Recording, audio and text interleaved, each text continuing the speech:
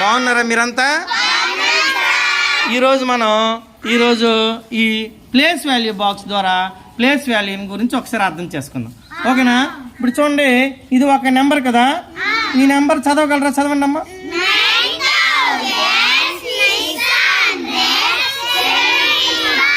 9675. Ones place లో ఏ digit ఉంది? 5. Very good. Tens place లో ఏ డిజిట్ ఉంది? Very good. 100 ప్లేస్ లో ఎంత ఉంది? 1000 ప్లేస్ లో ఎంత ఉంది?